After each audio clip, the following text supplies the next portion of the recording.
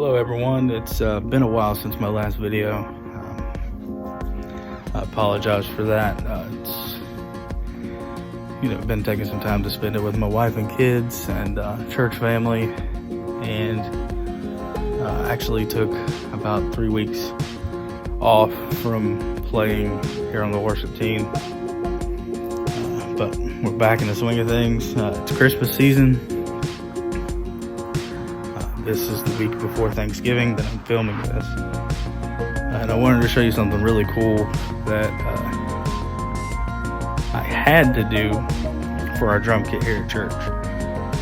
As you know from the video that I did a few months ago, we have a Pearl Export kit here that is a hybrid kit. Acoustic shells with the Pearl True Track heads on them, so we could do an electronic application through Superior Drummer. And it was time to take those drums down and do some maintenance. We've had those drums for about 3 years, and it's time to take them apart and clean them very well. But we're in a church and it's Christmas time, and it's about to get really busy, really for our worship team. As you can see here behind me, there's a lot of choir microphones.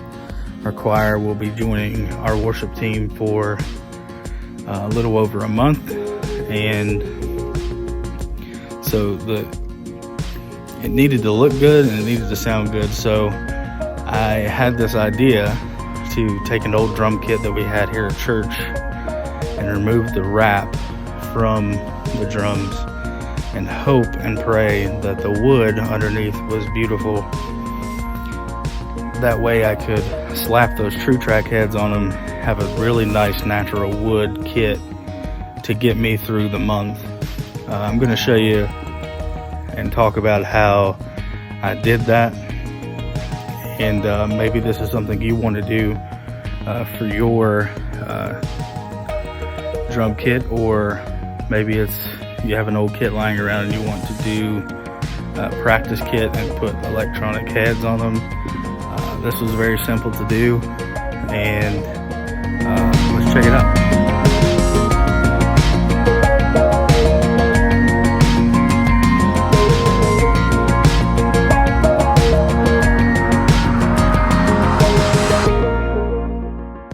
So here's the kit that is going to get me through the month of December and the last part of November. This is properly dubbed the LOANER. Hey, yo! Bring around the LOANER.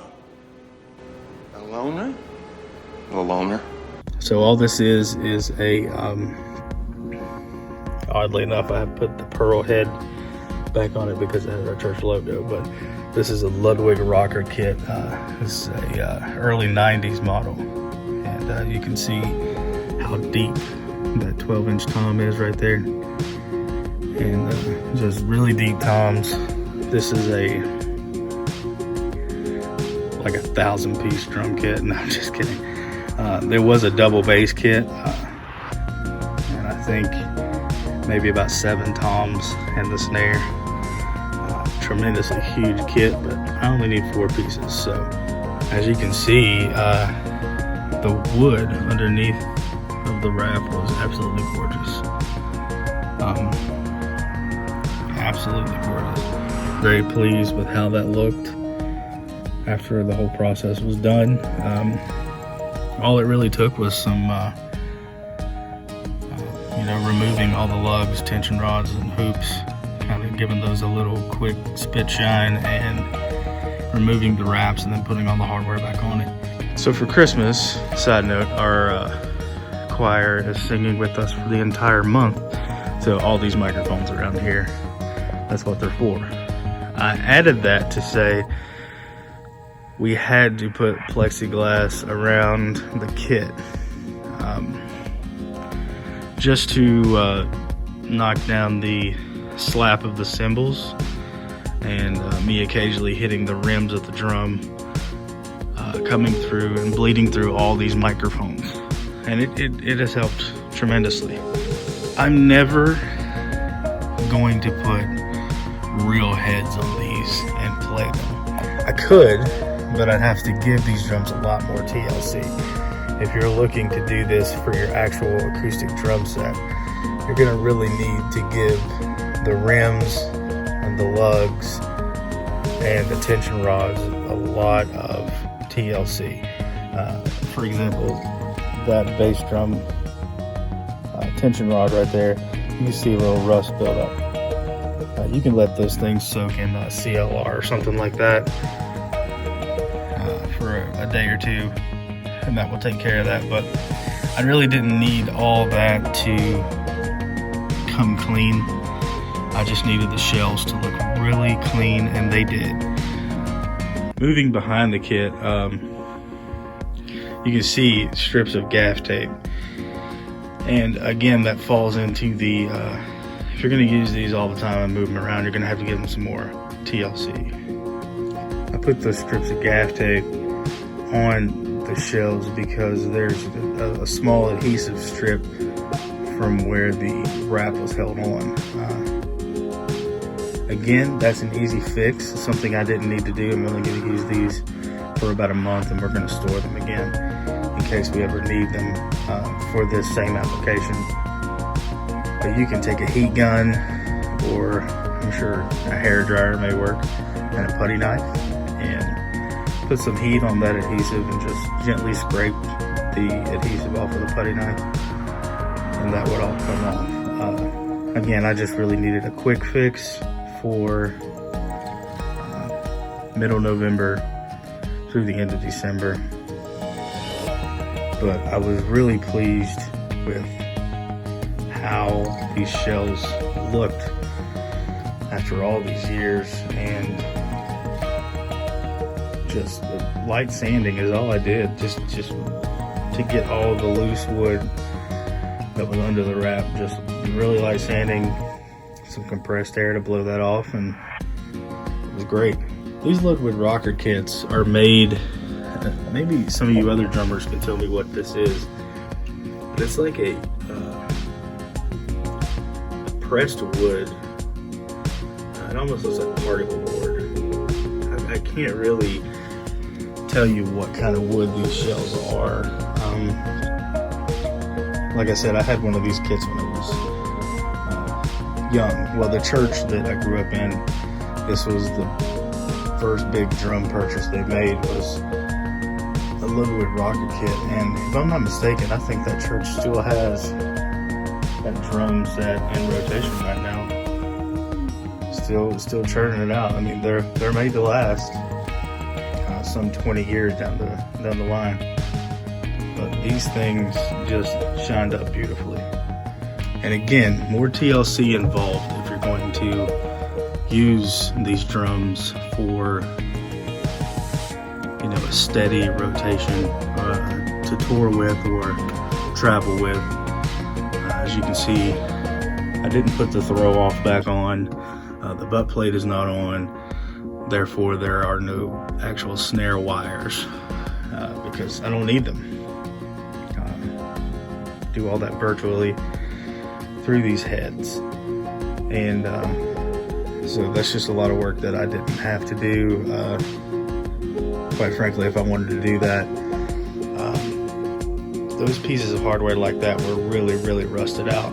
So I would have had to buy a new snare, wire, and probably a new throw off as well. There's also an internal muffler on the inside of this that was completely seized up. So I just turned that around, and it's still in there, but again, don't really need it. So maybe you're wanting a practice kit that can be low volume and can be compact yet have that real drum feel in those real sizes. Getting a cheap kit like this off of eBay or Reverb or something like that that's old, that you don't have to put a lot of TLC into, might be the way to go. I mean, my biggest flaw with playing electronic drums, even to practice with, were They were all 10-inch pads. I mean, that's just not realistic. Yes, it helps with your precision.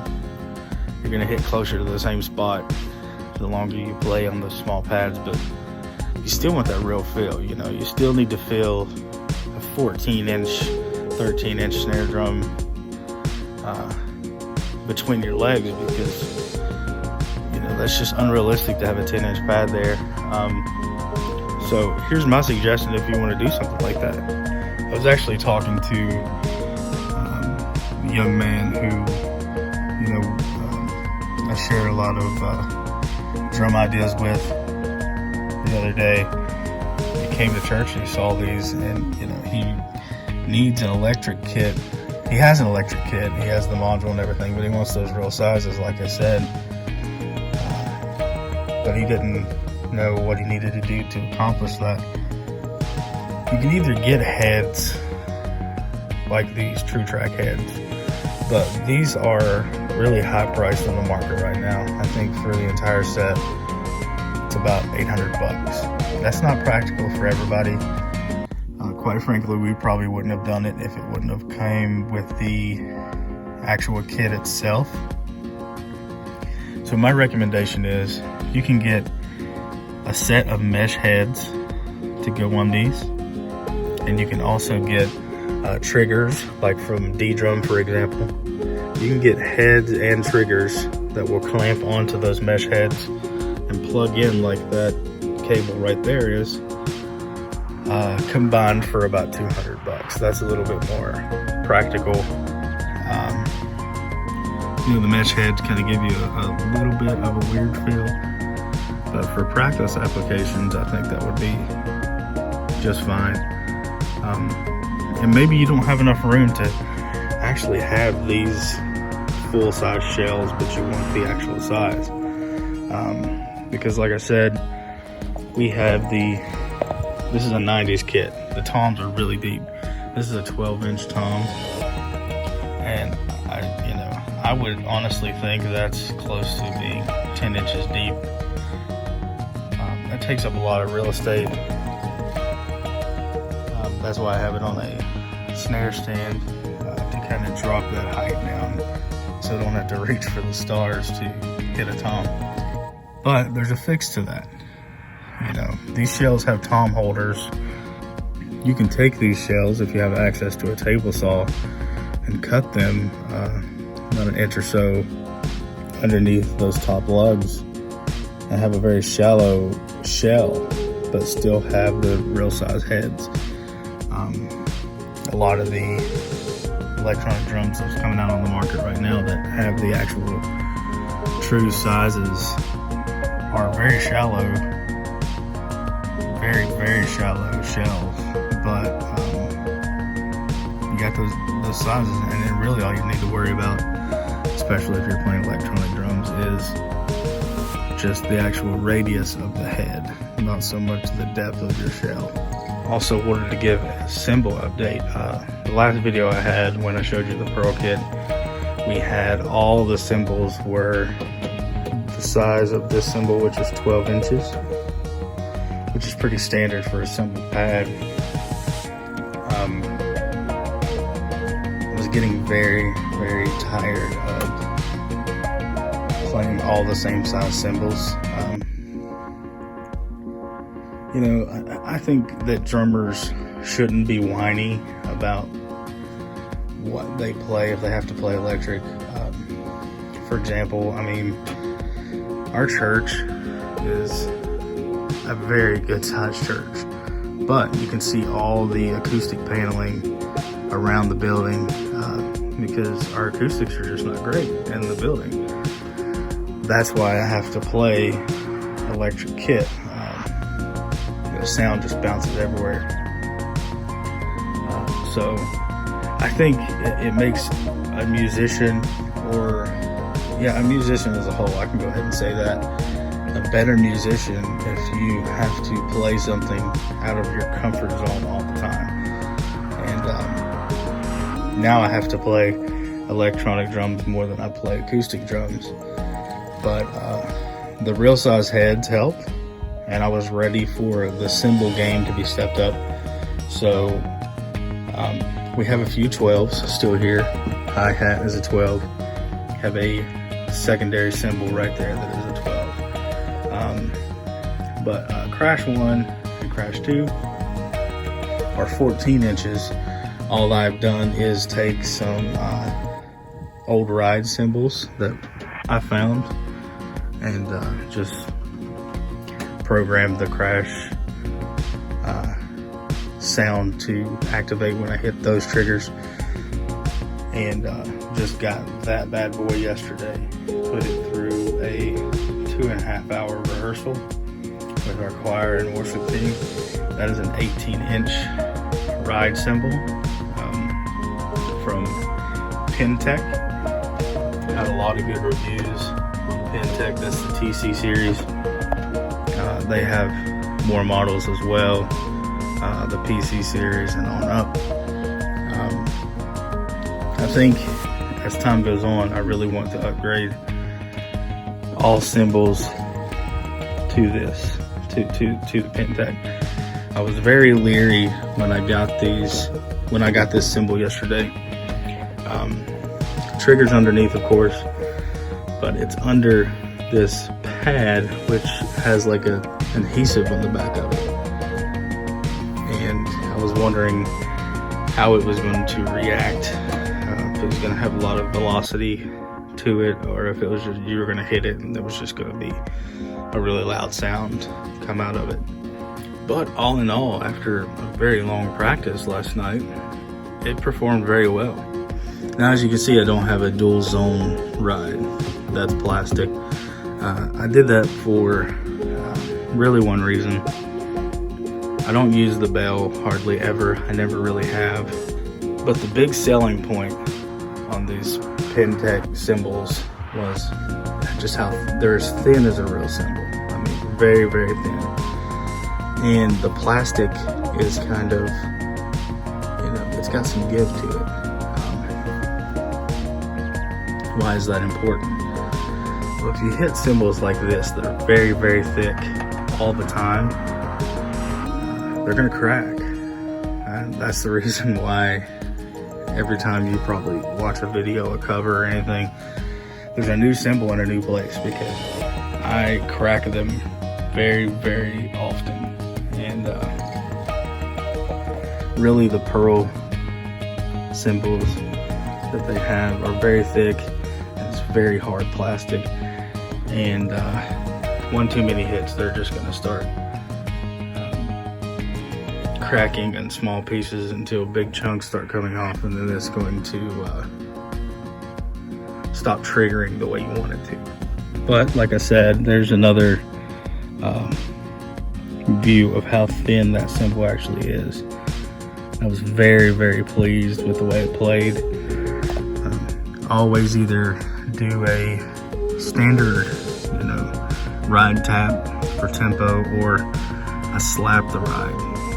And it has very good velocity to help me to do both of those things properly. So that's just about it, guys. Thanks for watching this video. If you want to see more videos like this, gear videos, drum covers, and just small devotions, make sure to subscribe to the channel. Hit that notification bell. That will tell you every time I upload a new video. But thanks for watching, guys, and until we meet again, God bless.